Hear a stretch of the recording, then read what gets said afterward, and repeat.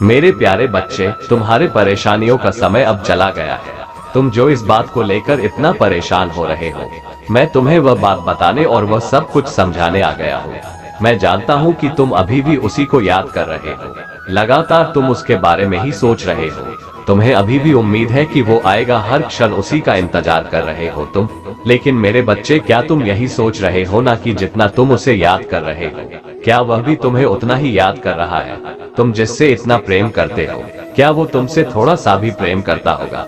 मेरे बच्चे, तुम्हें इस बात का पता नहीं है कि इस बात का तुम्हें पुनर्तः पता कैसे चलेगा कि वो तुम्हें याद करता है कि नहीं।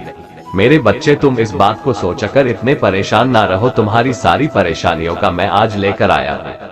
आज मैं तुम्हें कुछ ऐसे संकेतों के बारे में बताऊंगा जिससे तुम्हें पता चल जाएगा कि क्या वो तुमसे प्रेम करता है या नहीं।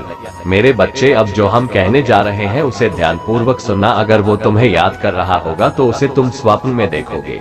मेरी बच्ची, अगर ऐसा स्वप्न तुम्हें आया है तो तुम समझ जाना कि वो भी तुम्हें याद कर रहा है। और दूसरा संकेत यह है कि अगर तुम अपने कार्य में व्यस्त हो और अचानक से तुम्हें उसकी याद आती है तो इसका मतलब है कि वो उस वक्त तुम्हें बहुत याद कर रहा होता है, जिसे ईश्वर ने सीधे संपर्क किया है तुम्हारा और उसका, इसलिए तुम्हें भी अचानक उसकी याद आई है। और तीसरा संकेत यह है कि तुम्हें याद करना होगा तो कहीं ना कहीं से तुम्हें उसका नाम सुनाई ही पड़ेगा। तो मेरे बच्चे, तुम समझ जाना कि वो भी तुमसे बहुत प्रेम करता है और तुम्हें याद करता रहता है। जितना तुम उसके बारे में सोचते हो उतना ही वो भी तुम्हारे बारे में सोच रहा है। इसलिए मेरे बच्चे, परेशान मत रहो। तुम दोनों का मिलना तय है, ये मेरा आशीर्वाद है। तुम दोनों का प्रेम सदैव बना रहे, तुम्हारा कल्याण हो।